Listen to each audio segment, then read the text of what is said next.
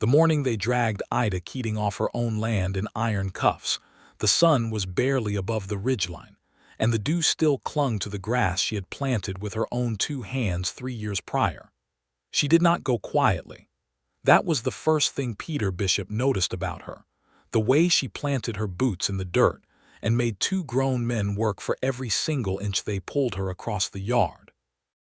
Her dark hair had come loose from its braid, whipping around her face in the hot Kansas wind, and her green eyes were blazing with a fury so pure and so righteous that Peter, sitting on his horse at the edge of the Keating property line, felt something shift uncomfortably in his chest. He was 26 years old. He had been deputy of Caldwell, Kansas for 14 months. He had seen drunks and cattle thieves and card cheats dragged through the dust before. He had never seen a woman dragged off her own land, except, according to Sheriff Elroy Mast, it was not her land anymore. That was the problem, and it was a problem wound tight with money and influence and the particular brand of injustice that had a way of looking perfectly legal in 1880 if you had enough dollars to make it so. The town of Caldwell sat at the edge of the Kishom Trail, and it was a town that had learned early that cattle money talked louder than almost anything else. Silas Holt talked louder than the cattle money. Silas Holt was 53 years old, wide as a barn door, and had been accumulating land south of town for a decade through methods that most decent people preferred not to examine too closely.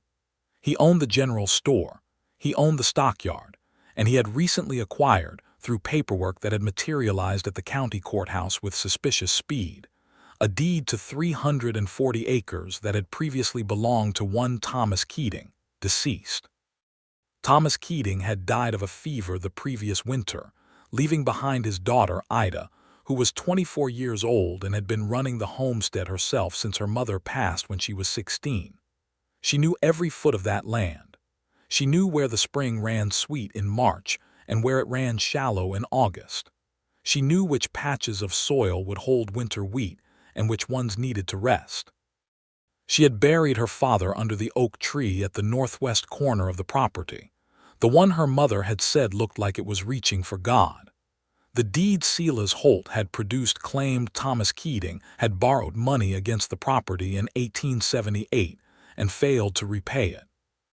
Thomas Keating had done no such thing, but the man who could have sworn to that was dead, and the banker who had supposedly made the loan was Holt's own cousin, Gerald Marsh, who had arrived in Caldwell only 6 months ago and set up shop with startling efficiency. When the notice was nailed to Ida's door, she had taken it down, walked straight to the sheriff's office, and informed Elroy Mast that she would not be removing herself from her father's property because the paper in her hand was a lie. Mast had looked at it, looked at her, looked at the papers Holt had already filed, and made the calculation that a girl alone with no husband and no lawyer was considerably less dangerous to cross than Silas Holt. So when Ida walked back onto her land the following morning and resumed her chores as though nothing had happened, Mast had sent 2 of his men to collect her on grounds of trespassing. That was how Peter Bishop came to be sitting on his horse, watching 2 deputies haul a furious woman through the dew-wet grass of a farm that smelled of turned earth and apple blossom, and feeling, for the first time in his professional life, genuinely ashamed of the badge on his chest. He had not been sent to participate. He had been sent to supervise, which Mast seemed to believe made him less culpable. Peter was beginning to disagree. "Get your hands off me," Ida said, for what Peter estimated was the 4th time, each repetition no less fierce than the first. "This is my land. My father built this house. I will not be removed from it." "Ma'am," said Deputy Calhoun, who was red-faced and uncomfortable, "we got a legal order."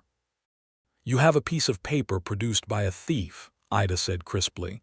"That is not the same thing." Peter swung down from his horse. He was not sure exactly why he did it, partly because watching from horseback felt cowardly, partly because something in the clarity of her voice, the way she stated her case not with hysteria but with absolute cold certainty, made him want to be on the ground level with her, where the conversation was actually happening. "Miss Keating," he said, and his voice came out quieter than he intended. She turned those green eyes on him, and up close they were even more unsettling, not because of the fury in them, though the fury was there, but because underneath the fury was something bone-deep and exhausted, the look of a person who has been fighting alone for a long time and is beginning to understand that the fight may not be fair. "Deputy," she said, the word not quite an insult but not a greeting either. "I am sorry for this," he said, and he meant it in a way that surprised him. Something flickered across her face, not softness exactly, more like she had noticed something unexpected and was filing it away for later consideration. "Then stop it," she said simply. He could not stop it, not then. He did not have the authority, and more importantly, he did not yet have the information, and he had learned early that acting without information in Caldwell could get a man killed or fired, and he was not yet sure which would be worse. He hated himself a little for that calculation. "Come along quietly," he said. "I will make sure you are treated with respect, and then we will talk." She looked at him for a long moment. Then she stopped pulling against Calhoun's grip, squared her shoulders, and walked with dignity the rest of the way to the waiting wagon, as though the cuffs on her wrists were a fashion choice she had made herself. Peter Bishop watched her go and felt the uncomfortable shifting in his chest settle into something more permanent, something that had the shape and weight of purpose. The Caldwell jailhouse was a square sandstone building with 2 cells at the back, and a front office that smelled perpetually of tobacco and old leather. Peter sat at his desk for 20 minutes after they locked Ida Keating into the left cell, listening to the silence from the back of the building. She was not crying, not shouting, not rattling the bars before he stood up, picked up the ring of keys from the hook on the wall, and walked back to see her. She was sitting on the wooden bench along the cell wall with her back straight and her hands folded in her lap, looking at the window as though there was something interesting outside it instead of just a strip of blue sky and the corner of the livery stable roof. "I brought water," Peter said, which was true. He had thought to grab the tin cup on his way through. She looked at him.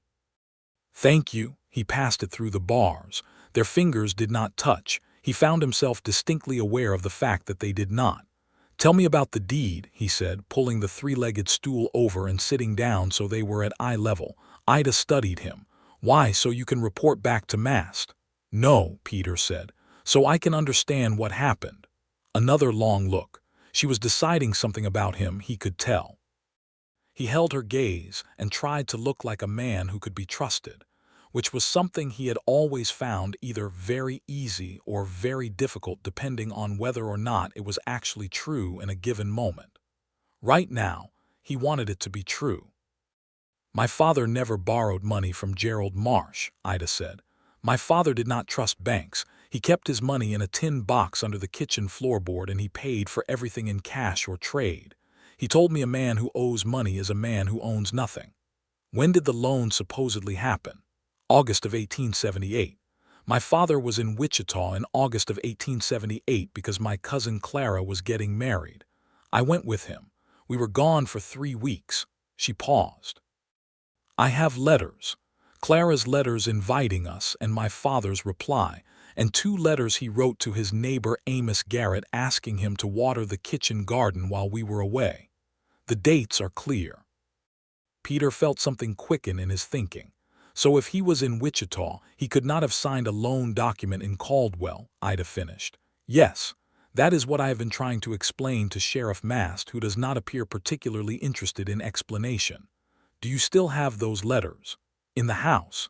In the box where I keep correspondence on the shelf above the writing desk in the parlor." Peter was quiet for a moment. He could hear the sounds of the street outside, a wagon rolling past, someone calling to someone else, the ordinary afternoon noise of a cattle town. He was thinking about Silas Holt and what Silas Holt would do if a deputy started asking uncomfortable questions about the legitimacy of his new property deed. He was thinking about the 14 months he had spent building a reputation in this town as a man who was solid and reliable and kept his nose pointed in the right direction. He was also thinking about the look in Ida Keating's eyes when she said my father built this house, and the way she had walked to the wagon with her head up, and how the apple trees in her yard had been in bloom. "I am going to look into this," he said. "I need you to trust me and be patient for a little while." "How long is a little while?" "I do not know yet." Ida Keating looked at the tin cup in her hands. Then she looked at him with an expression that was not warm exactly but not closed either. It was cautious. It was the expression of a person who has been disappointed before and is deciding whether to risk being disappointed again. "All right, deputy," she said, "but I will not wait forever." "I would not ask you to," he said. He stood up, replaced the stool, and walked back toward the front office. At the doorway he stopped. "My name is Peter," he said without quite planning to, "Peter Bishop." He heard her very quietly behind him. "I know," she said, "people in town talk." He thought about that all the way back to his desk. Peter Bishop had grown up in Missouri, second son of a preacher who believed that the law was God's instrument on earth, and that a man who enforced it honestly was doing holy work. He had come west at 22 because the Missouri he had grown up in felt too small and too settled, and because the West in 1876 was still a place where a man could build something new. He had worked as a cattle hand for a year, then found his way to Caldwell when the trail drives were at their height, and gotten his badge when the previous deputy had been shot in a disagreement over a poker debt. He was not a complicated man, or so he had always believed. He believed in fairness. He believed in the law when the law was honest, and in his own judgment when it was not. He had not yet been required to decide which category the present situation fell into, but he was beginning to suspect he was about to be. He spent the afternoon making discreet inquiries. He found Amos Garrett, who was old and missing 2 fingers from a harvesting accident but who had a memory sharp as new wire, at the feed store on Lincoln Avenue. Amos remembered the letters from Thomas Keating. He remembered watering the garden. He could tell Peter the exact state of the squash plants when the Keating family returned from Wichita in September of 1878. Peter wrote everything down in the small notebook he kept in his breast pocket. He went to the courthouse next, where a young clerk named Henderson, who owed Peter a favor from an incident involving a missing horse and a recovered saddle, was willing to show him the filed deed documents. Peter read them carefully. The signature on the loan document was Thomas Keating's name, written in a clean, formal hand. Peter thought about what Ida had said. Her father had kept money in a tin box and paid in cash, and thought about the kind of man who would do that, and whether that kind of man signed loan documents with a penman's neat hand or with the rough, unpracticed writing of someone who rarely put ink to paper. "Can I see any other documents filed by Thomas Keating?" Peter asked Henderson. Henderson rummaged. He produced a land filing from 1874 and a water rights registration from 1876. Both signatures were rough and slightly cramped, the writing of a man who used his hands for work and his pen only occasionally. Peter compared them to the loan document signature. They were not the same. He copied what he could into his notebook and walked out into the late afternoon sunshine, feeling the weight of what he had found settling across his shoulders like a loaded pack saddle. He went back to the jailhouse and found Sheriff Mast eating supper at his desk, which was a thing Mast did every evening at 5 o'clock with the regularity of a clock.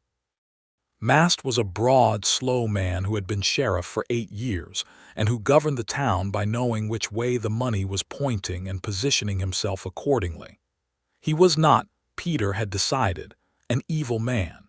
He was a practical man, and in Caldwell in 1880, the difference between those two things was sometimes very thin.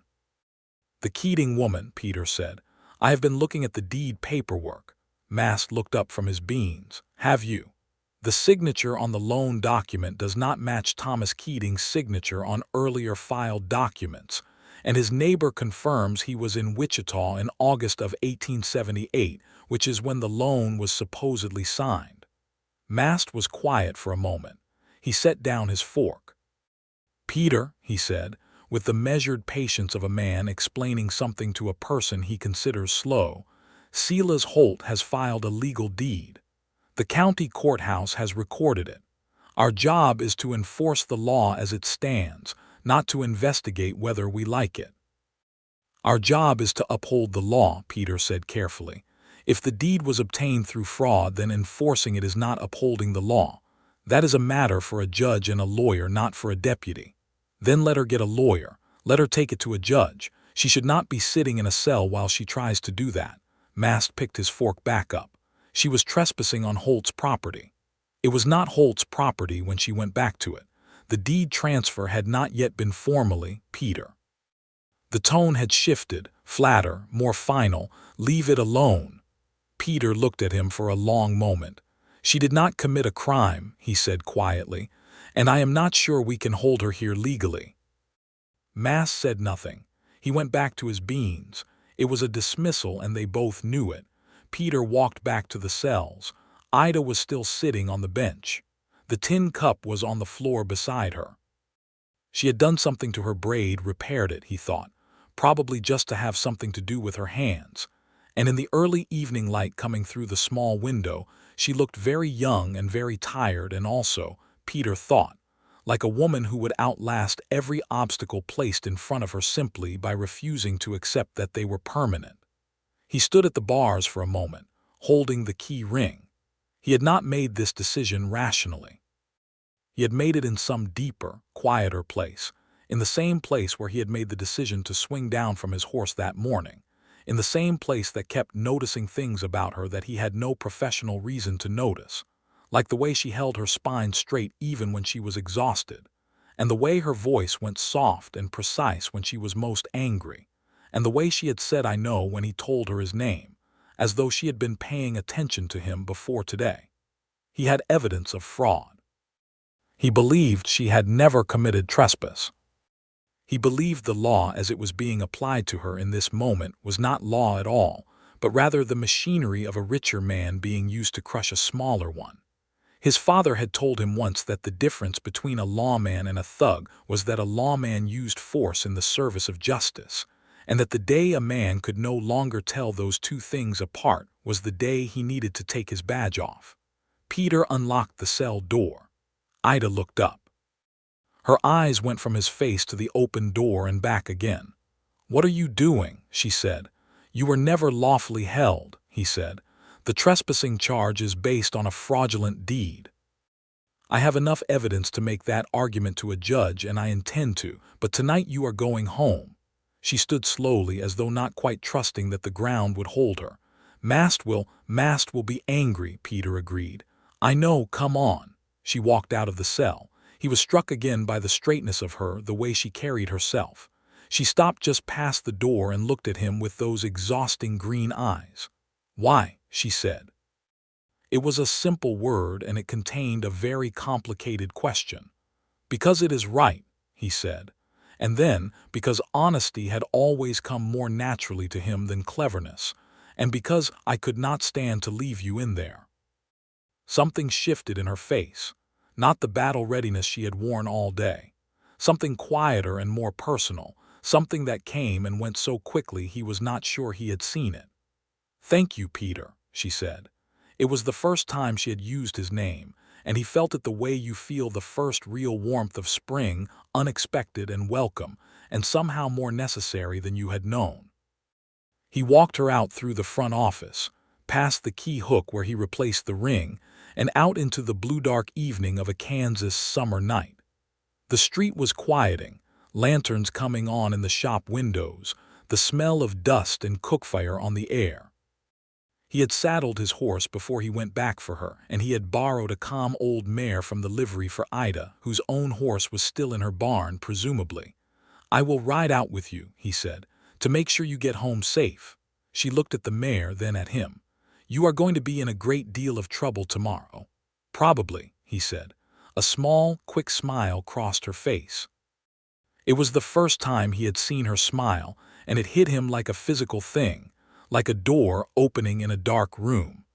"Then I am grateful," she said, and swung up into the saddle with the ease of someone who had been on horseback before she could walk.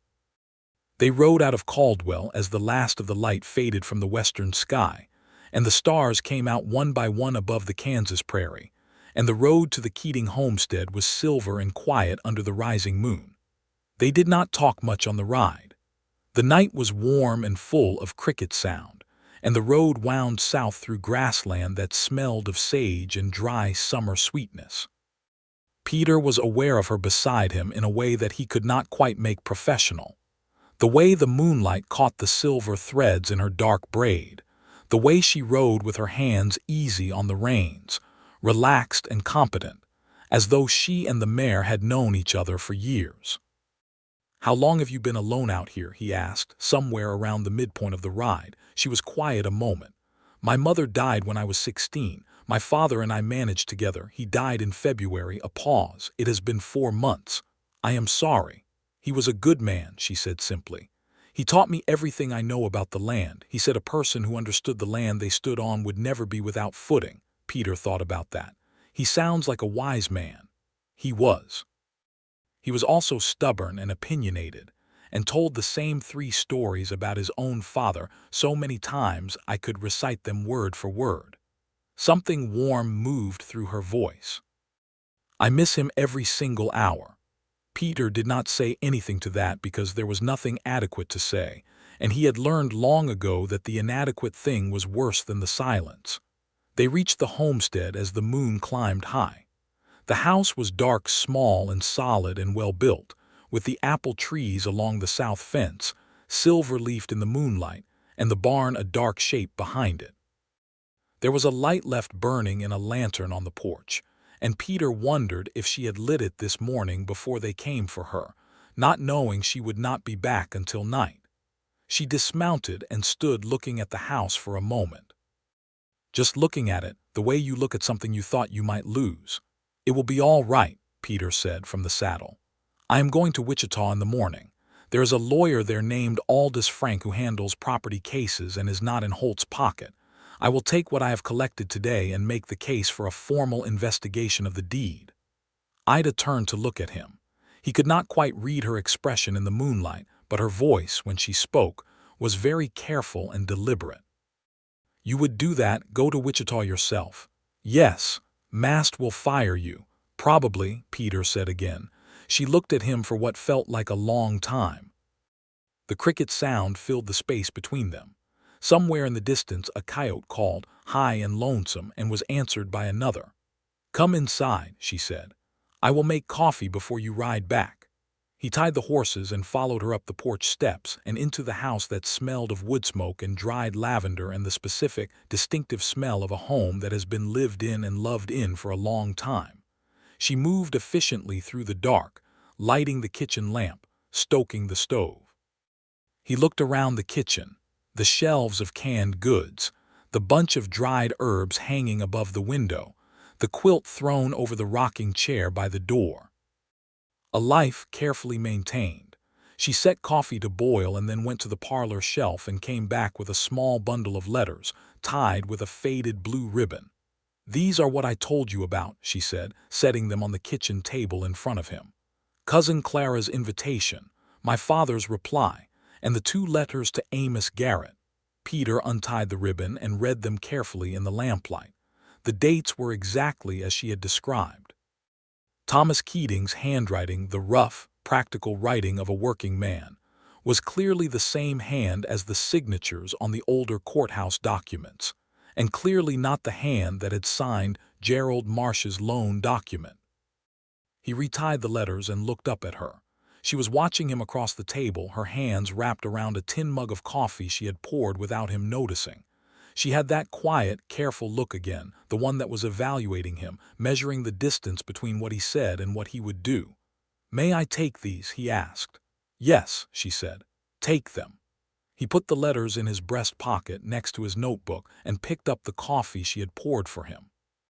It was strong and slightly bitter, and exactly what the evening called for. "Tell me about your father's land," he said, because he wanted to understand what it was she was fighting for, wanted to know it the way she knew it. And she told him. She talked for an hour, maybe more, in the quiet lamplight kitchen while the coffee cooled and the night deepened outside. She told him about the south field where the buffalo grass still grew thick because her father had never broken it, and how he used to say it was the land's memory. She told him about the spring that came up through limestone at the base of the eastern slope and ran cold even in July, and how her father had built the spring house over it so the milk and butter would keep through summer. She told him about the apple trees, 12 of them, planted from seedlings brought from Ohio, and how her mother had tended them like children, and how they had fruited for the first time the year after her mother died, as though they had saved it up. She was not performing grief or sentiment. She was simply telling him about a place she loved, in the specific, factual way that people talk about things they know deeply and for a long time. Peter listened to every word and did not want her to stop. At some point in the telling, she had propped her chin in her hand and her voice had dropped lower, more reflective, and she was looking not at him but at the middle distance, seeing what she was describing. And he was looking at her, just looking at her. The line of her jaw and the way the lamplight caught the escaped strands of hair at her temples and the quiet animation in her face when she talked about things she loved. He thought with great clarity that he had never in his life met anyone like her. He rode back to Caldwell under the stars, the letters in his pocket, and spent 3 hours not sleeping. The next morning he told Sheriff Mast he was taking personal time and rode to Wichita. Aldous Frank was a thin, energetic man of 40 who had practiced law in Kansas since before statehood and who had a particular visible distaste for fraud that Peter found encouraging. He read the letters, looked at Peter's notes on the signature discrepancy, and asked 3 sharp questions, each of which Peter was able to answer. "This is a strong case for deed fraud," Frank said, tapping the table. "Particularly combined with the Wichita alibi. If we can get a judge to issue a stay on the property transfer pending investigation, she cannot be removed or charged with trespass. How long will that take?" "I can file for an emergency stay today. If I ride to Judge Calloway's office this afternoon, I might have something by end of week." "Do it," Peter said. "Whatever your fee is, I will cover what I can." Frank looked at him with a degree of curiosity. "She family?" "No," Peter said. "She is a woman whose land is being stolen, and I have the evidence to help her." Frank studied him. "All right, deputy, I will start today." Peter rode back to Caldwell and walked into the sheriff's office and received, as predicted, a thorough and comprehensive dressing down from Ellery Mast, who had been informed by Gerald Marsh that the prisoner had been released, who had in turn informed Silas Holt, who was apparently furious enough to have broken something in his office. Mast's face was the color of a sunset, and his voice had taken on the constrained, careful quality of a man who is choosing his words, because the ones he wants to use are not fit for sober company. Peter stood and took it. When Mast had finished, he said, "I had probable cause to believe the underlying charge was based on a fraudulent document. I have a lawyer in Wichita filing for an emergency stay on the property transfer. If the deed is proven fraudulent, then the charges against Miss Keating are baseless and we would have been in a worse position having held her." Mast stared at him. "You hired a lawyer with your own money?" "Yes." "You are going to lose that badge." "If the investigation shows I was wrong, I will hand it over myself," Peter said. "If it shows I was right, then I think we both know who should be handing over something." Mast did not fire him that day. Peter thought it was because, underneath the fury and the political calculation, Mast was not entirely sure which way things would fall, and the sheriff had not survived 8 years in Caldwell by making irreversible decisions before the odds were clear. Peter wrote a letter to Ida that evening, informing her that a lawyer was working on her case, and that she should stay on the property and refuse any attempts at removal until the court issued a ruling. He rode out to deliver it himself at 6 in the morning, before the rest of the town was stirring. She met him at the porch, already up, already working. She was wearing a practical dress of dark cotton, her hair not yet braided for the day, hanging in a loose wave over one shoulder, and she had a coffee cup in one hand and a look of wariness that relaxed slightly when she recognized his horse. She read the letter standing on the porch in the early morning light. When she was done, she folded it carefully and looked at him. "You really went to Wichita," she said. "I said I would." She was quiet for a moment, looking at him with that measuring look that he was beginning to understand was not distrust, but rather a very deliberate kind of care, the look of someone who had learned that hope had weight and should not be thrown around carelessly. "Can I ask you something?" she said. "Yes." "Why does this matter to you? You did not know my father. You do not know me.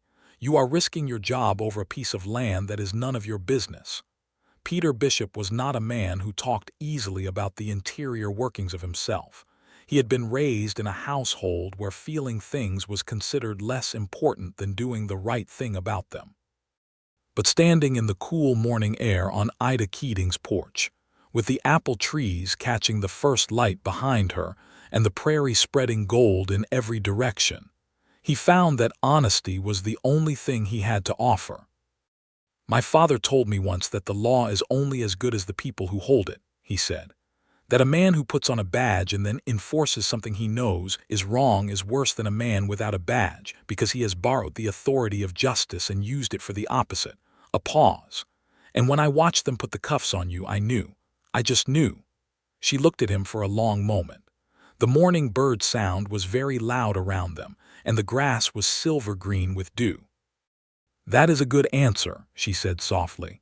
He swung down from his horse, which surprised them both slightly, and stood in the yard below the porch steps. "I also wanted to see that you were all right," he admitted. "I was not able to stop thinking about whether you were all right." That small, quick smile again, the one that hit him like warm light. "I am all right," she said. "I have coffee and the spring is running and there is still work to do. Come up and have breakfast before you go back. It is the least I can do." He had breakfast with her in the kitchen, which was warm and bright with morning light, and she made cornbread and fried eggs, and they sat across from each other at the same table where they had sat with the letters the night before. And this time the conversation was easier, less weighted, ranging across different things: his time in Missouri, her childhood on the frontier, the way the Kansas light was different from any other light, the names she had given the apple trees. "You named them," he said. "My mother started it. She said they were too important to be anonymous." She poured more coffee. "The one at the east end is Harriet. The three in the middle row are the sisters. The one nearest the barn is Thomas, for my father, and my mother planted the one by the gate the year I was born and called it Ida." "Which one has the best fruit?" "Thomas," she said, with fond exasperation. "Obviously." He laughed, which startled him slightly, and she smiled again, less quick this time, letting it stay a little longer, and the warmth of the kitchen and the morning and her company settled around Peter Bishop like something he had not known he was looking for. He went back to Caldwell knowing that something had changed in him, or rather that something had clarified, the way water settles after you have disturbed it and you can see clearly to the bottom. The stay of proceedings came from Judge Calloway on Thursday, 3 days later, delivered by a rider from Wichita. It was a formal document ordering all enforcement of the property transfer to cease pending investigation into the authenticity of the deed. Peter read it at his desk, made a copy in his notebook, and rode out to the Keating property before he even told Mast it had arrived.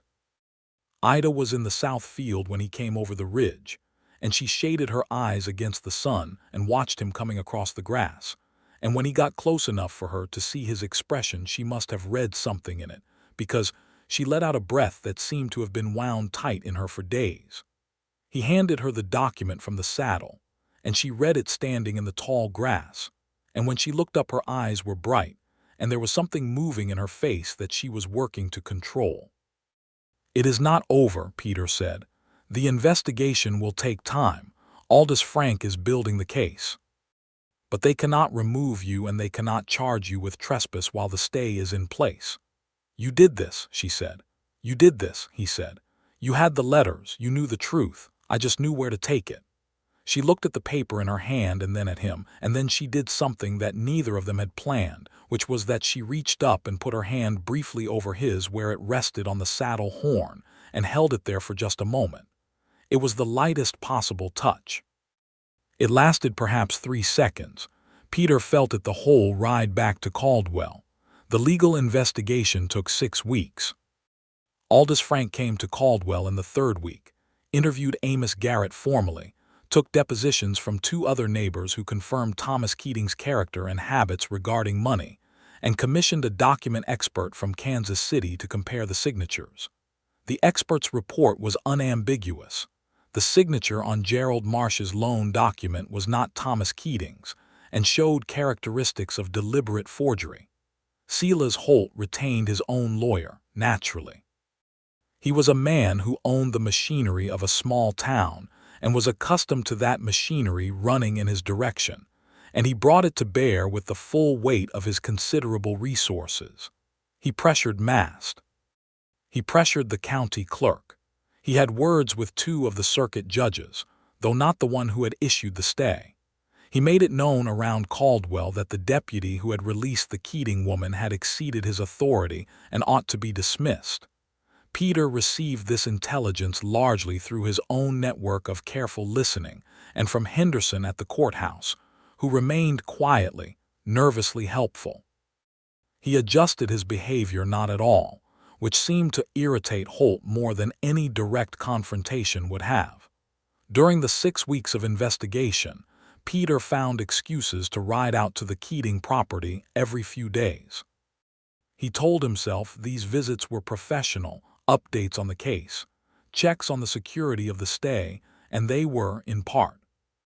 But they were also mornings of coffee and conversation that lasted longer than strictly necessary, and afternoons helping her repair the fence along the south field that had come down in a storm, and one golden September evening sitting on the porch while she played a small parlor organ that had belonged to her mother, running through hymns and folk songs with the door propped open so the music drifted out over the yard, the apple trees, the listening land. He did not tell her what he felt. It was not the right time, not while her home was still under legal dispute, not while she was carrying the weight of her father's death and the fight for his land, not while the power between them was still unbalanced by the fact that she needed his help, and he was in a position to give it. He was scrupulous about that balance, more scrupulous than she probably knew.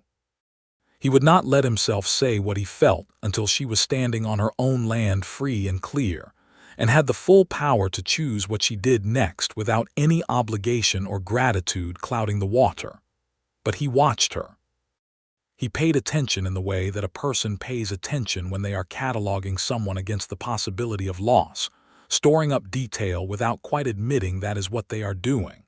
The way she moved through her days with a practical, competent grace.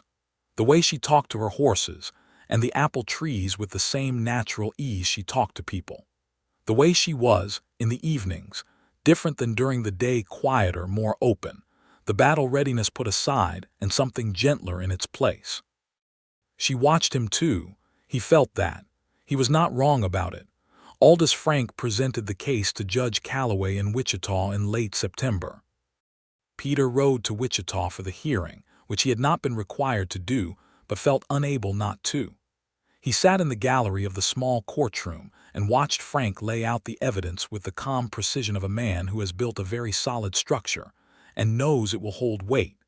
Gerald Marsh's lawyer argued procedural validity. Frank countered with the signature expert's report.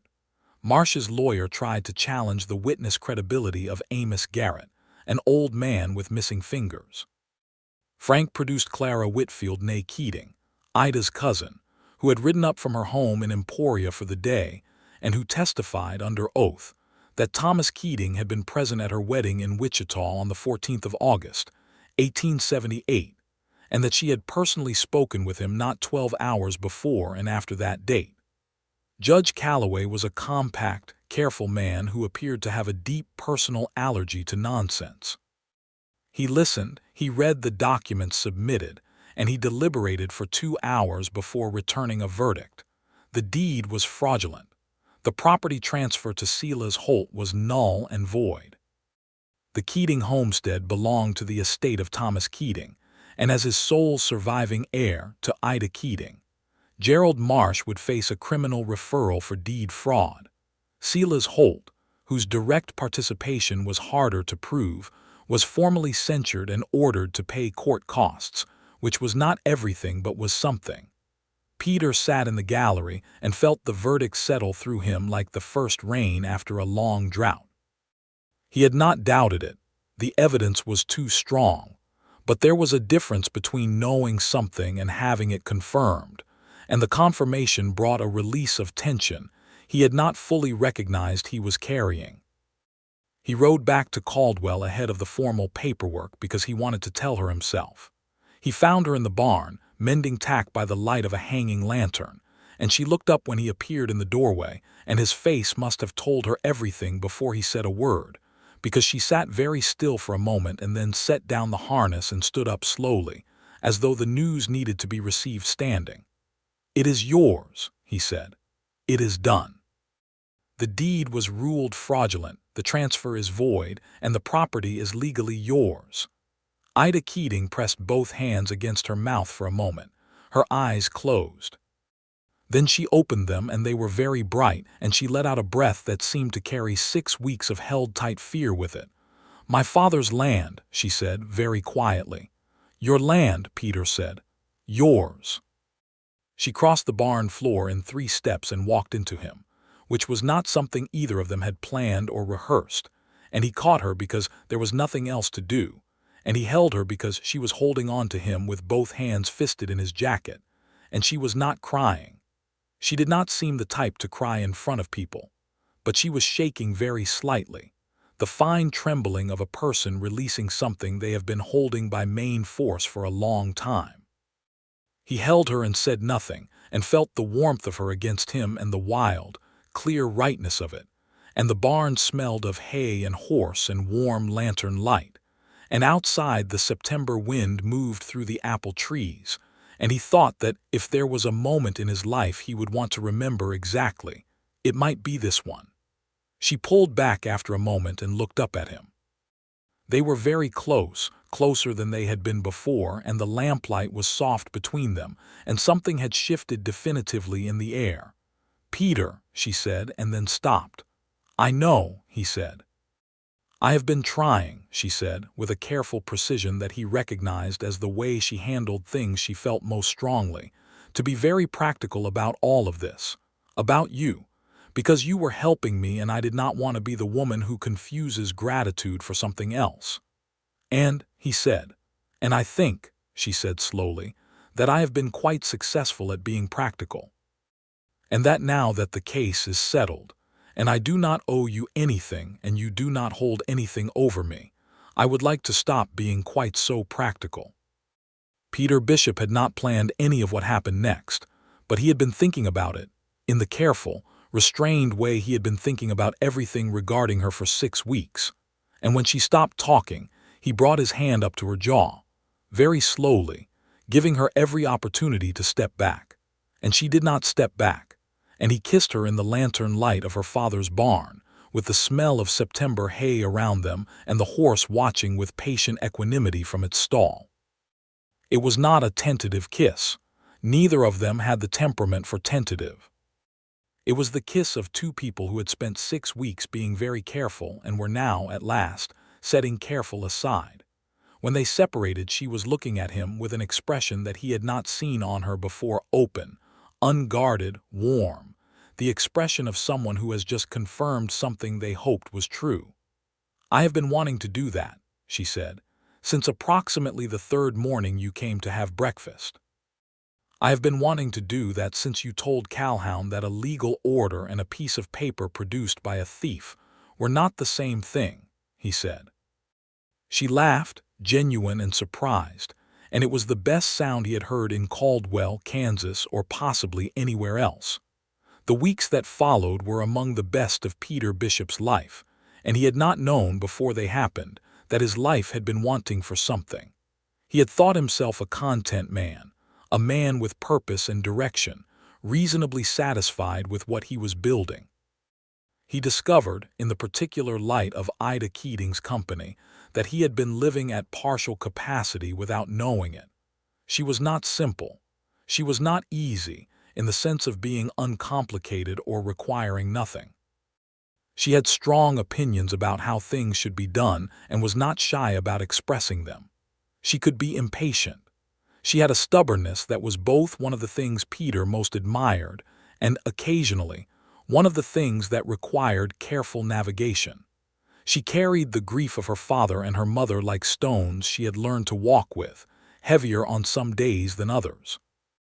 But she was also the most fully alive person he had ever encountered, and being near her made him feel more fully alive himself, in a way that was both exhilarating and deeply, quietly peaceful, as though these two things were not opposites but complements, which perhaps they were. She came to town on Saturdays for supplies. He found reasons to be near the general store at that time. He rode out on Wednesday evenings, ostensibly because that was a quiet patrol night, actually because by Wednesday he was impatient for her company. They went riding on Sunday mornings across the prairie south of her land, following the creek west to where it widened into a shallow run of water that caught the October light like hammered copper. He told her about Missouri, about his father's preaching and his mother's kitchen garden and his brother Samuel, who still farmed the old land and wrote letters at Christmas that were mostly about weather and children, and very occasionally about things of actual substance. She listened with the focused attention she gave to everything that mattered to her. She told him more about her childhood, pieces she had not told him in the kitchen that first night, the year of the drought when she was 10, when her parents had traded their last good horse for enough seed corn to keep them through, and how her father had never once let her see that he was afraid. The way her mother had taught her to read by the firelight, working through 2 books they owned so many times that Ida could still recite whole passages from both.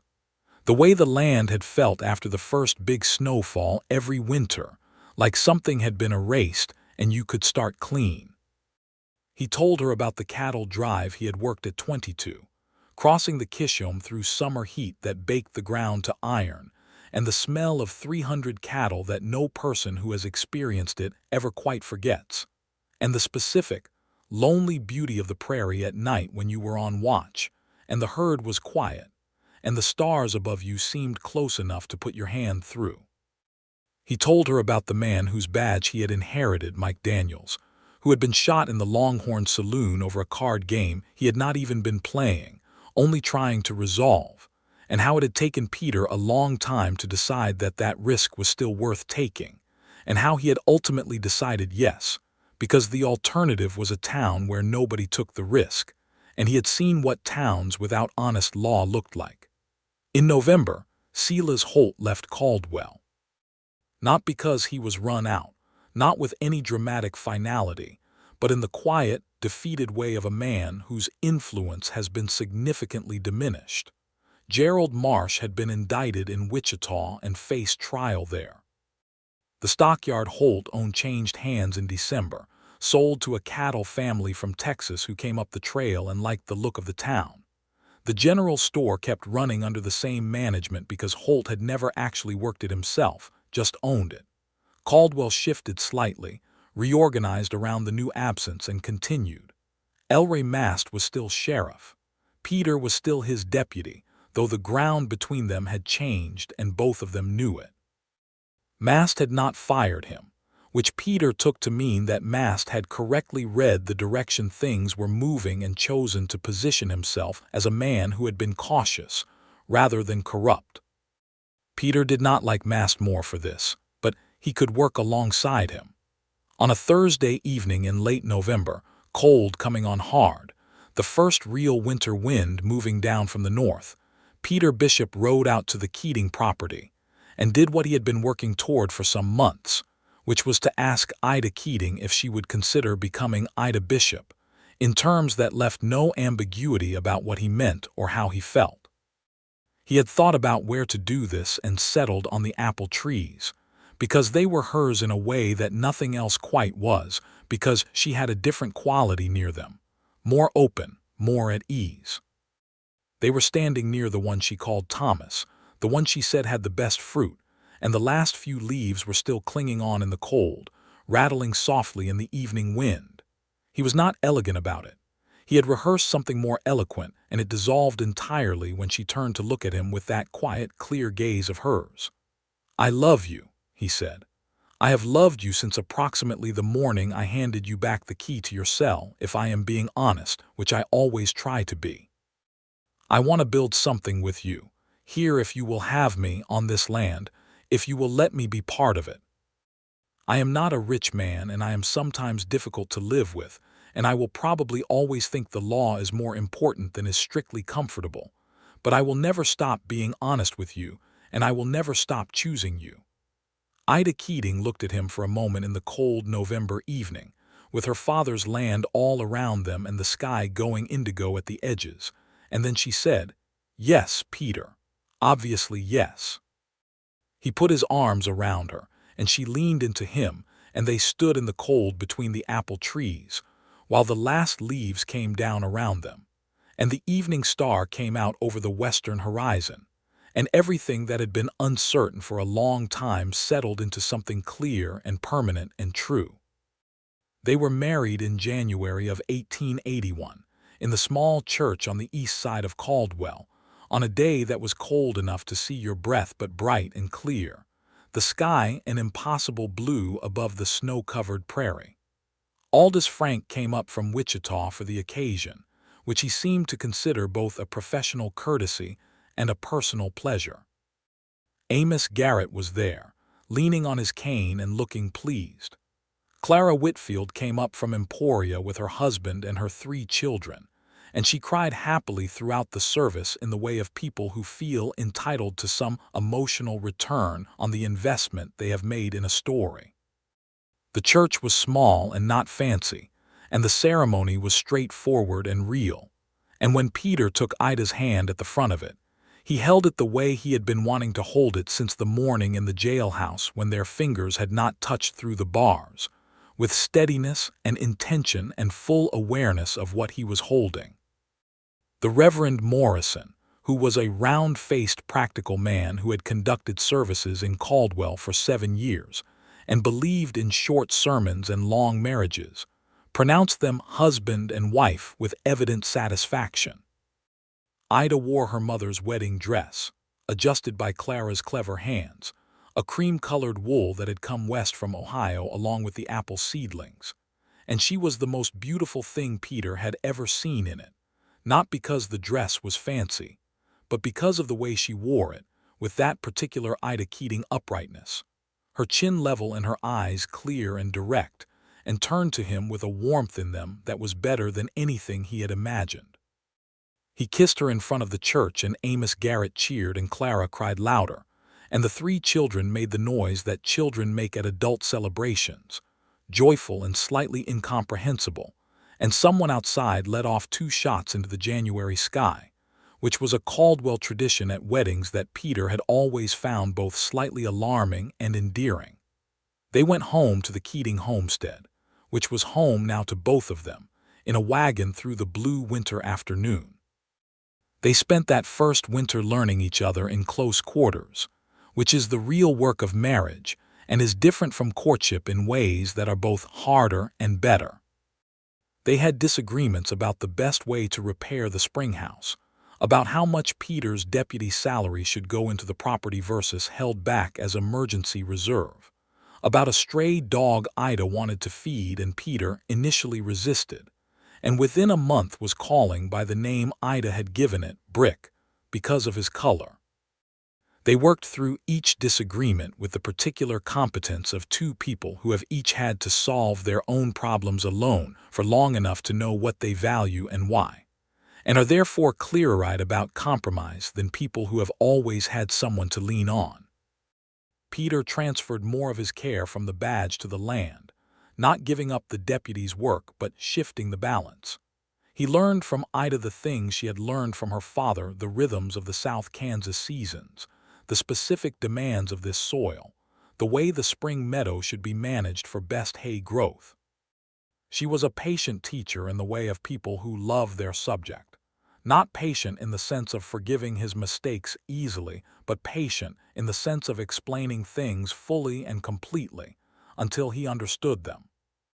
He brought to the homestead his own competencies, a mechanical aptitude her father had not possessed, so that things that had needed a trip to town for a blacksmith could now be managed on the property. A systematic way of record-keeping that she had not particularly bothered with before, and which she came to admit was useful, though she would not say so directly, only that the ledger he had set up made certain things clearer. A capacity for the kind of long-range planning that she, who had been managing in crisis mode for months, had not had the bandwidth to attend to. By spring they had planted the south field in winter wheat, repaired the spring house, extended the fence line to accommodate 2 new cattle they had bought from a passing drive at a good price, and started building a proper addition to the east side of the house, which was Peter's project, pursued on evenings and weekends with lumber bought piece by piece from the mill outside town. The extension was, in part, prospective. They were hopeful. By June their hope was confirmed, and Ida told him one morning over breakfast with a matter-of-factness that was entirely characteristic of her, that she was in the family way and expected the child would arrive by December. Peter Bishop sat at the kitchen table with his coffee cup stopped halfway to his mouth for approximately 4 seconds before he set it down and crossed the kitchen and picked his wife up, which she submitted to with an expression of affectionate exasperation. "I am not a thing to be lifted," she said. "Humor me," he said, into her hair. She put her hands on his shoulders and looked at him from the slightly elevated position, and her face was doing that thing it did when she felt something deeply and was finding the language for it. "I want the child to know this land," she said, "the way my father taught me, the spring and the south field and the apple trees." "The child will know every inch of it," Peter said. "I promise you that." The summer was good. The wheat came in well, the best yield the south field had produced, Ida said, in at least 3 years. The cattle were healthy. The addition to the house was finished by August, framed and roofed, and with a proper window looking east toward the apple trees, which Peter had insisted on because it was Ida who should look at the apple trees. Brick, the stray dog Peter had initially not wanted to feed, proved himself an excellent watchdog and a reliable companion for Ida in the hours when Peter was in town, which eased some of Peter's concern about leaving her alone on the homestead with her energy somewhat diminished by the pregnancy. He had quit mass service in May. Not with argument or drama, but with a simple, honest conversation in which he explained that his priorities had shifted, and that he felt he could be of more use to his family and his land than to the sheriff's office.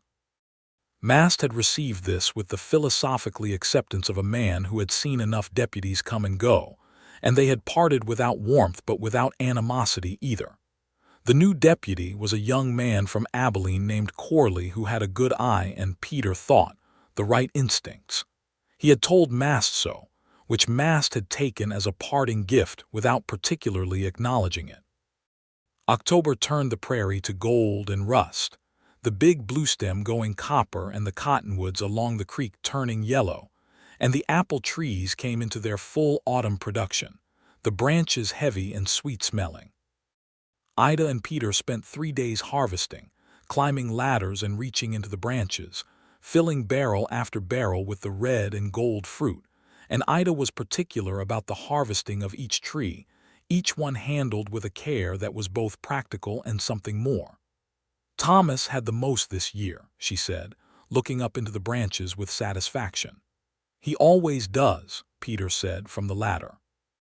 "My mother would say he takes after the name," Ida said, and smiled at nothing in particular, at the sky above the branches and whatever she could see there that Peter could not.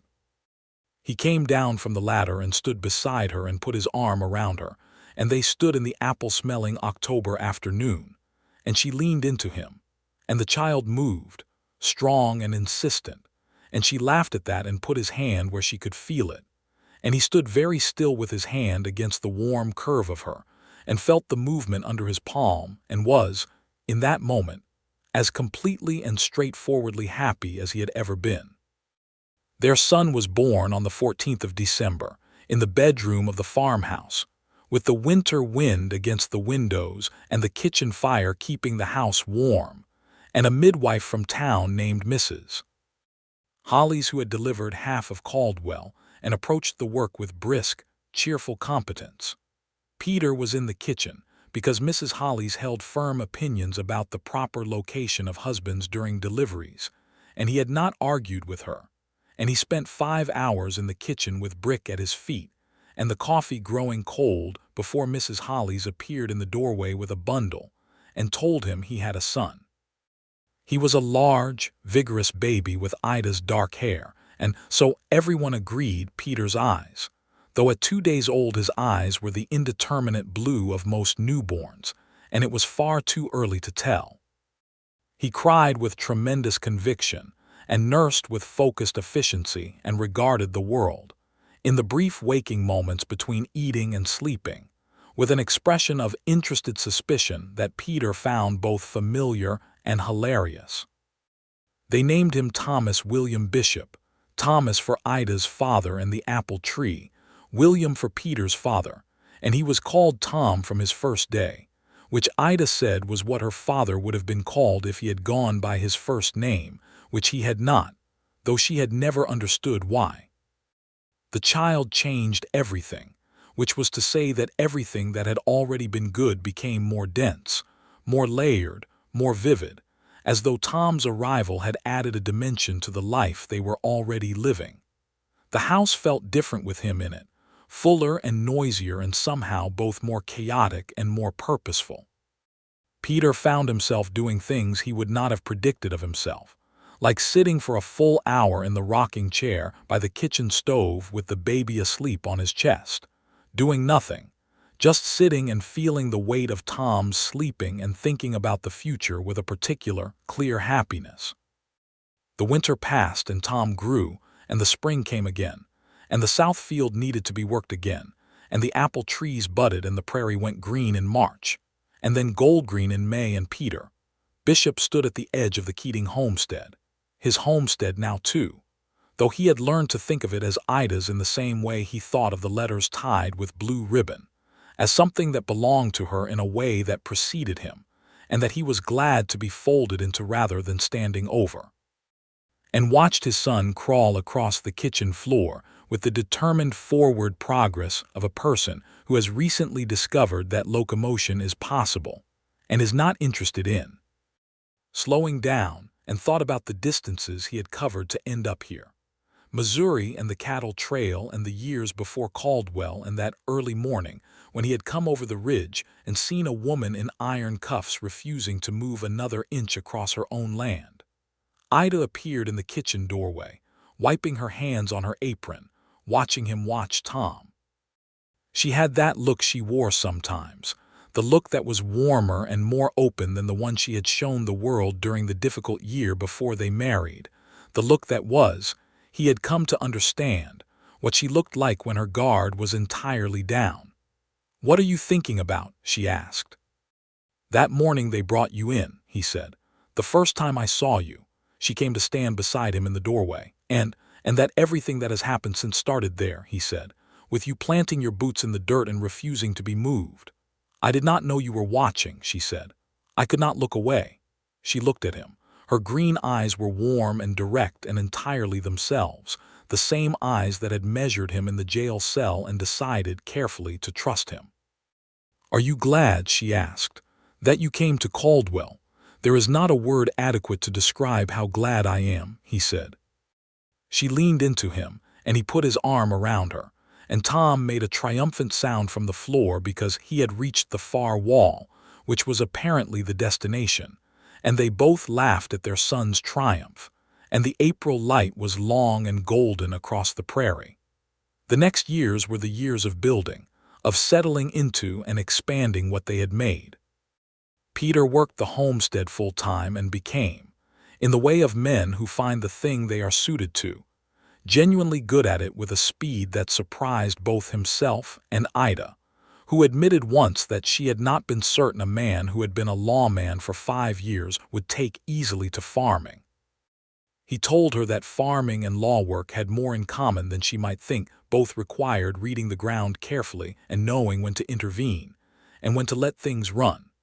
Tom walked at 13 months and talked with great enthusiasm from 15 months onward, most of it questions, a development that Ida found delightful and Peter found both delightful and faintly exhausting, because Tom's questions were the kind that required complete answers and were not satisfied by approximations.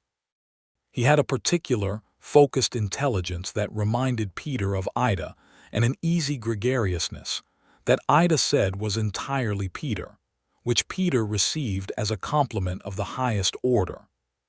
The spring of 1883 brought a second child, a daughter they named Margaret, called Maggie, who arrived in April with the apple trees in full bloom, and who was, from her first days, a person of very strong feelings expressed with great volume, which Ida said meant she fit right in.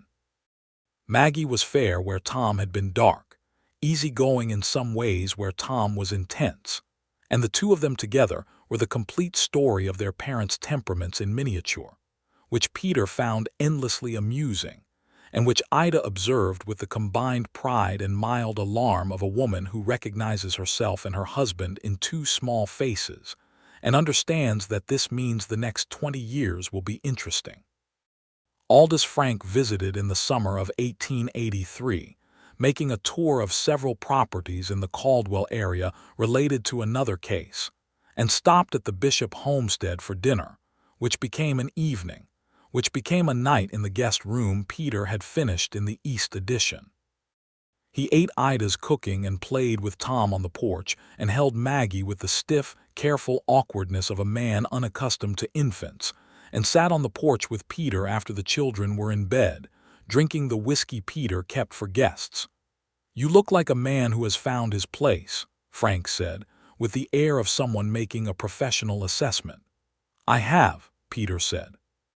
"The law's loss," Frank said, raising his glass. "I am not sure about that," Peter said. "Corley is better suited to Caldwell than I was. He does not take things personally." "You always took things personally," Frank said. "It was both your greatest flaw and your greatest asset." "In farming," Peter said, "it is mostly an asset." Frank laughed, and they sat in the warm summer night with the cricket sound, and the distant coyote call and the lamplight from the house.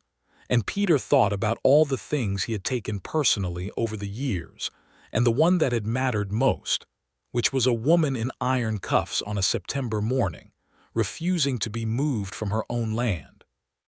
He told Frank that in the loose, unconstrained way of men in the middle of a good evening, and Frank listened and then said, "You know, when you walked into my office with those letters and that notebook, I thought you were a man trying to do right by the law.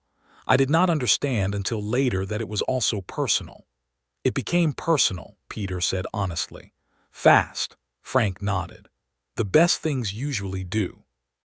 Ida came out onto the porch then, with a shawl around her shoulders against the cooler night air, and settled into the chair beside Peter with the ease of someone who has been sitting in that particular spot for years, and reached over and took his hand without looking at him, the way people touch each other when touching has become as natural and unconsidered as breathing. Frank observed this with an expression of quiet satisfaction, like a man reviewing work he is proud of. Amos Garrett passed in the spring of 1884, peacefully and in his own bed, which was the best you could hope for, and they buried him in the church cemetery, and Peter served as a pallbearer along with 3 other men who had known Amos since the early years.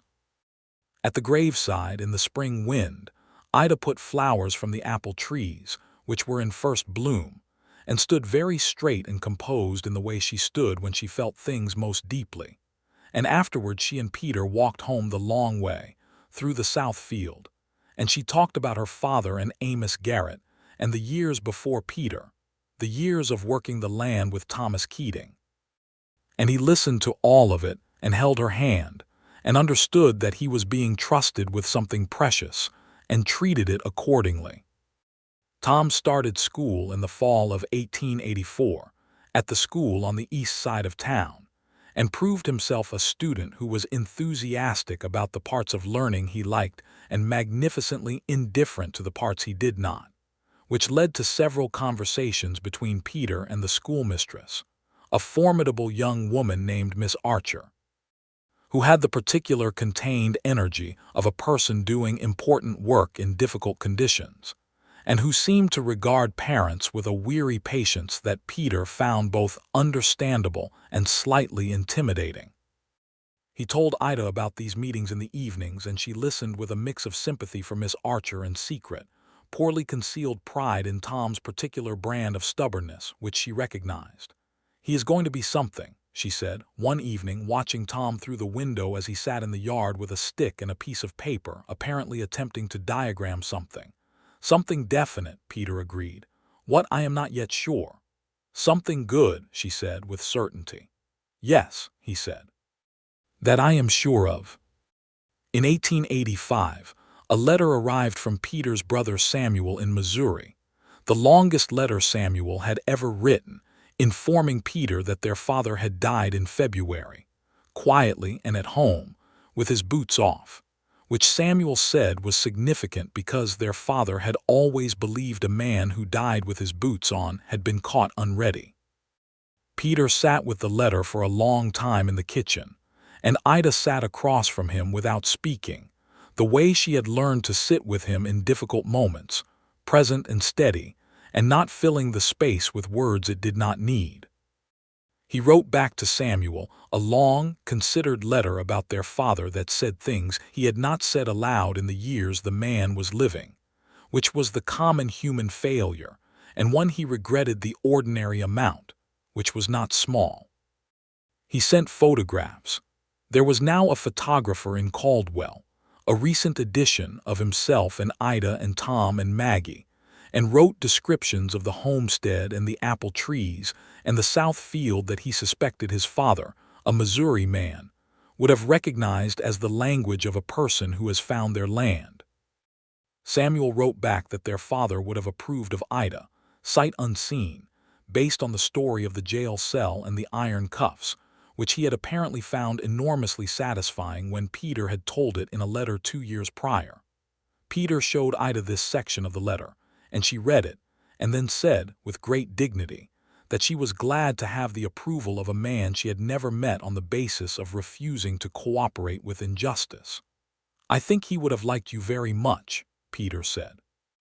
"He sounds like a man who taught his son good things," she said, and touched Peter's face briefly, the way she did sometimes, the touch that was not about anything in particular except that she wanted to. The homestead grew. They added 10 head of cattle in the summer of 1885, and a proper milk cow, and Maggie, at 2 years old, declared herself the milk cow's particular friend, and was frequently to be found in the barn when she was supposed to be napping. They put in a kitchen garden large enough that Ida was able to sell produce to 3 families in town through the summer, which brought in a small but consistent income on top of the wheat and the cattle. Peter built a second addition to the house in 1886, because there was a third child coming, and also because the first addition, the east room, had been claimed entirely by Tom's collections of rocks and sticks and paper diagrams and various other projects that resisted categorization. The second addition was on the north side, a proper bedroom with a proper window, and he worked on it every evening through the summer while Ida sat on the porch in the cooling nights and read or sewed or just watched him work, and called out suggestions about the framing that were usually correct, and that he never failed to implement while maintaining a dignified silence about the fact that he was implementing them. The third child, another boy, was born in October of 1886, large and healthy and immediately opinionated about his preferences regarding sleep and company, which were not much of the first and a great deal of the second. They named him James, for no ancestor in particular, but because both Ida and Peter had independently felt the name fitted, which Ida said was a sign. James was different from Tom and Maggie in the particular way that third children carve out their own territory louder than Maggie, more sociable than Tom, with a gift for finding the center of any group of people and positioning himself there, which at age 1 expressed itself as crawling directly into the middle of whatever was happening and sitting down. Ida said he would either be a politician or a cattle auctioneer, and Peter said he hoped for the cattle auctioneer. Tom, at 6, regarded the new baby with the measured consideration of a person assessing a new piece of equipment to determine its utility, and within 2 weeks had decided James was interesting and spent considerable time conducting experiments to determine what James found funny, which turned out to be almost everything Tom did, which suited both of them perfectly. They were, Peter thought, in the particular quiet of a January evening in 1887, with Tom reading by the lamp and Maggie asleep in the rocking chair and Ida nursing James in the parlor and the wind off the prairie moving against the windows, making the sounds that cold wind made in a solid house. They were, against all the odds of beginning, a fraud scheme and a jail cell and a woman who would not be moved and a deputy who did not look away, exactly what they had wanted to be. He said this to Ida later when the children were in bed and the house was quiet and they were in the kitchen with the last of the evening's fire, the way they were most evenings now, the quiet end of the day that they had made a ritual of.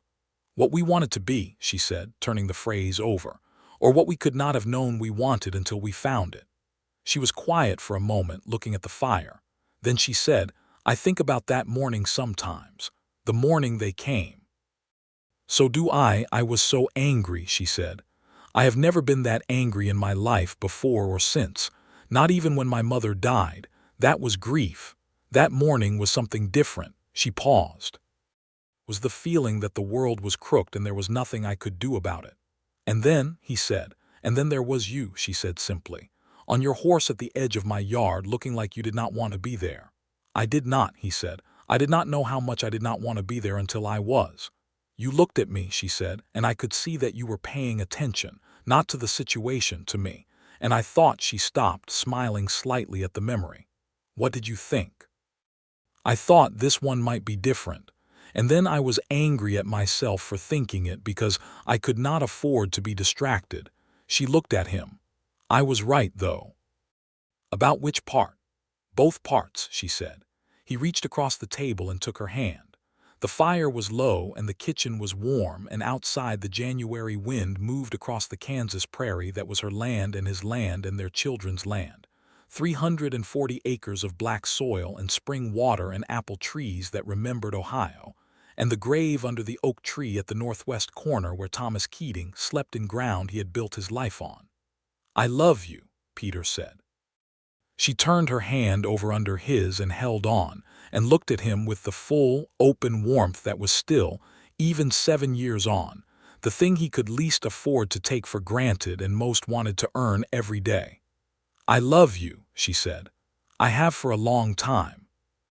The spring of 1887 brought a visitor Ida had not expected, which was Clara Whitfield from Emporia, who arrived on the stage without advance notice and appeared in the yard one afternoon looking apologetic and carrying a carpet bag and a large jar of pickled preserves. I should have written, Clara said. I know I should have, but I was afraid you would write back and say come another time, and I needed to not wait another time. Ida looked at her cousin, who was thinner than she remembered and whose eyes had a shadow in them that had not been there at the trial 2 years ago, and understood that something had happened. Something had. Clara's husband William had died the previous fall of a heart ailment that had apparently been building for years without making itself known. Clara had 3 children aged 9, 7, and 5, and a house in Emporia, and a question about what to do next that she had been sitting with for months before deciding that what she needed was to sit with Ida for a while and think. She stayed for 3 weeks, which became a month, which became spring and then early summer, and during that time she found her footing again in the way that people sometimes can only do in a place where they are allowed to be lost for a while without being managed about it. Ida and Peter gave her the guest room and space and work to do, which was the combination Clara needed, and her children and Tom and Maggie and baby James created an immediate and chaotic society in the yard that seemed to operate by rules invisible to adults. When Clara finally returned to Emporia in late June, she was steadier, had made 2 decisions about the house and 1 about the children's schooling, and had written 12 letters that she said needed to go out immediately. She embraced Ida at the gate with a fierceness that said more than any of her words. "You and this place," Clara said, pulling back and looking at the homestead with Ida's apple trees and the south field and the solid house with the addition Peter had built. "You have built something real, Ida." "We have," Ida said. "Your father would be so proud," Clara said, and that was both a simple thing and not a simple thing at all, and Ida took it the way it was meant, with her hands clasped and her chin level and her eyes bright. Peter saw Clara's wagon to the end of the property line and then came back to find Ida standing near the apple tree she called Thomas, one hand resting on the bark the way she sometimes rested it there, as though listening for something. He came and stood beside her. "All right," he said. "Yes," she said, and then after a moment, "She will be all right too, I think." "I think so," he said. "She is tougher than she looks." "Most women are," Ida said, with a dry, fond precision that was entirely her. The summer of 1887 was the best growing year the South Field had ever produced. Peter had made an adjustment to the irrigation the previous fall, cutting a secondary channel to bring spring water more efficiently to the eastern third of the field, and the wheat came in 18% better than the previous year's record, which was itself the best yield in the homestead's history. When they stood at the edge of the field in August and looked at what they had grown, Peter with his arms folded and his hat tipped back and Ida beside him with her hair loose because she had been in the field all morning, he felt something that he had no single word for, the feeling of having worked toward something real and arrived at it. "Your father would say the land is talking," Ida said. "What is it saying?" She looked at the field. "That it has been well cared for," she said. "That is all a piece of land ever wants to say." Tom was 8 that fall and had developed a passion for the horses that went beyond casual affinity into the specific, intense love that certain children have for certain animals, the kind that tells you something about who they will be. He was at the barn before Peter most mornings, and could already handle the older horses with a competence that Peter considered remarkable and Ida considered obvious. "He has been watching you," Ida said, when Peter expressed his admiration. "I have been watching him," Peter said.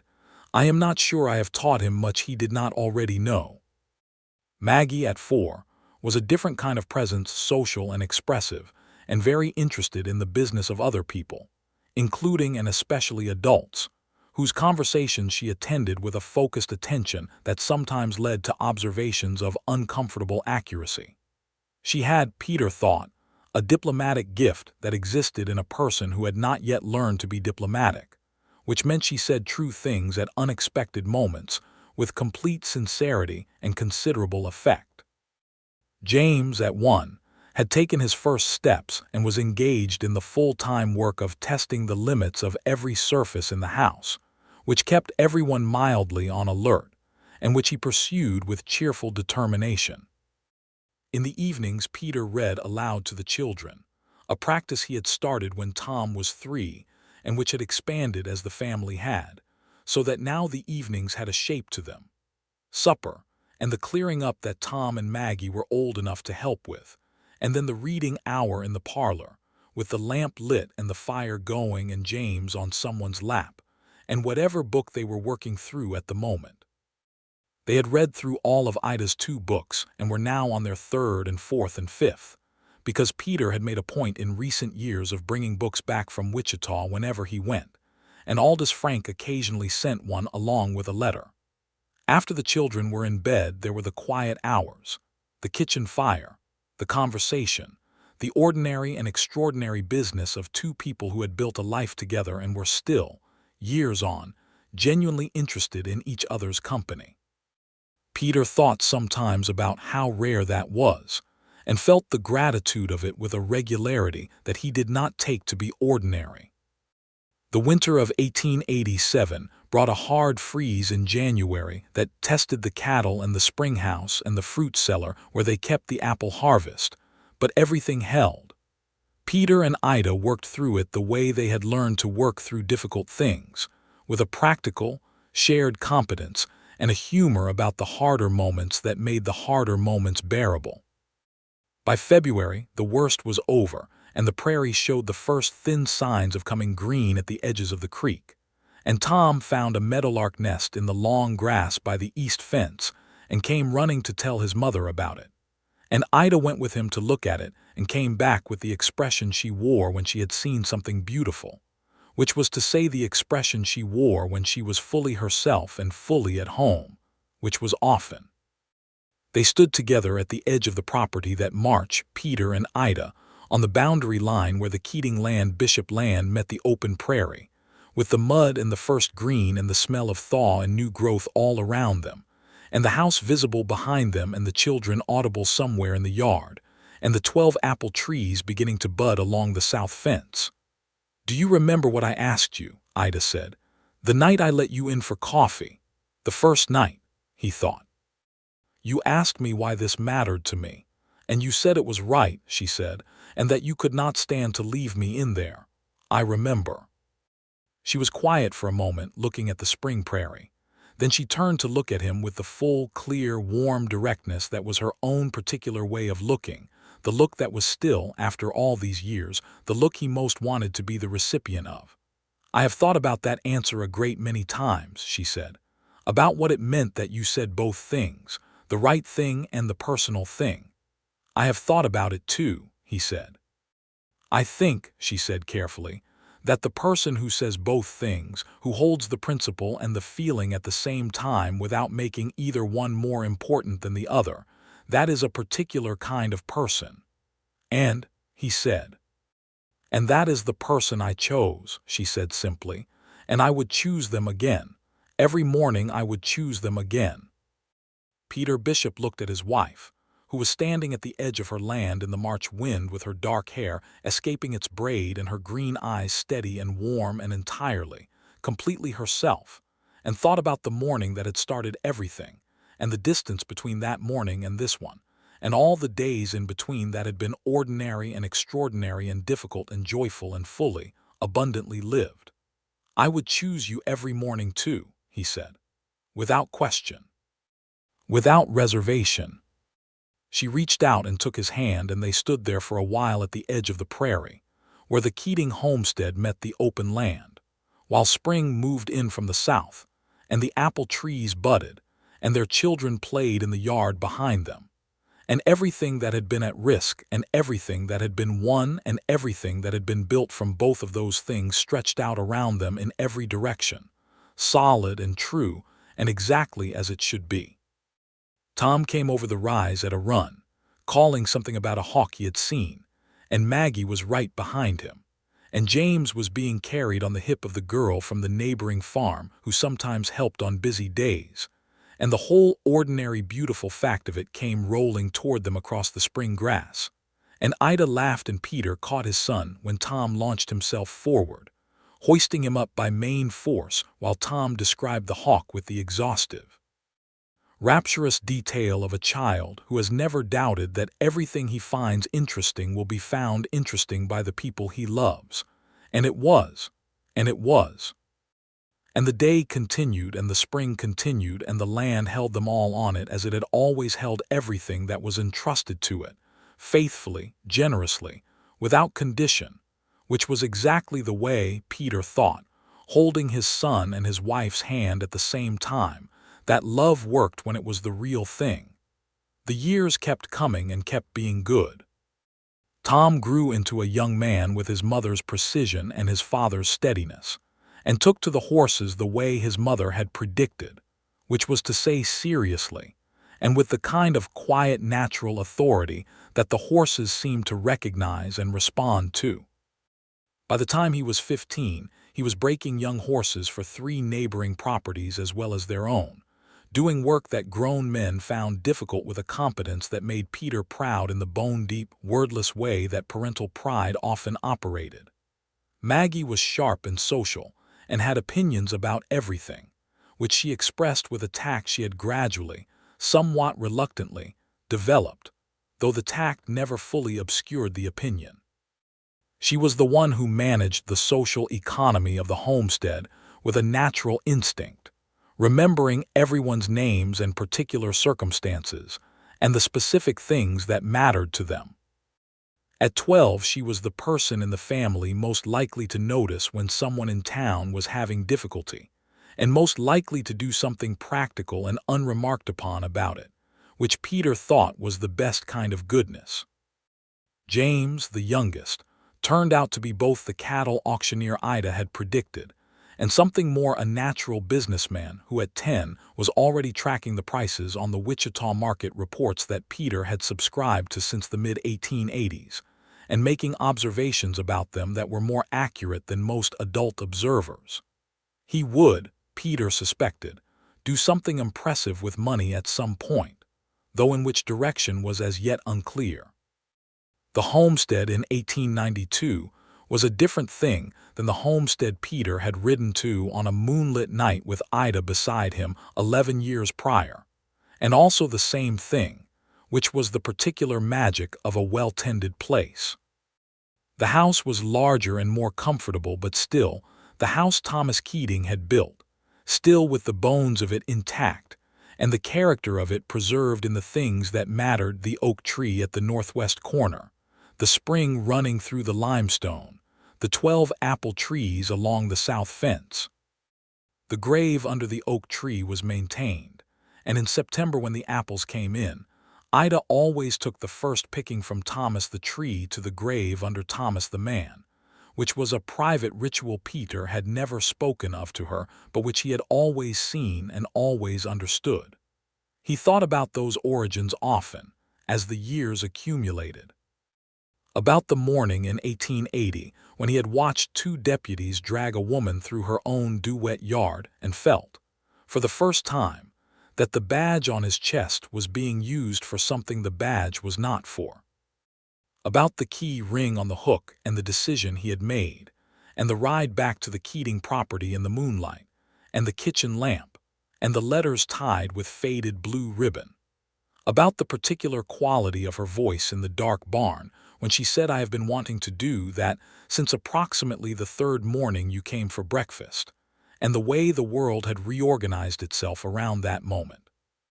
He had unlocked the cell and given her back the key that should never have been taken, and in doing so had unlocked something he had not known was locked in himself, which was the knowledge that he was the kind of man who would do that, who would put the badge down rather than use it wrong, who would ride to Wichita for a stranger's justice, and ride back finding it was not so strange after all. Ida had told him once that the land did not forgive injustice, it just outlasted it. The people who treated it dishonestly eventually went, and the land remained and recovered and continued. She believed the same was true of the larger world, with more patience required. She was not wrong. Silas Holt was gone. Gerald Marsh had served 2 years in the Wichita County Jail and come out a diminished man who had returned to wherever he had come from before he arrived in Caldwell.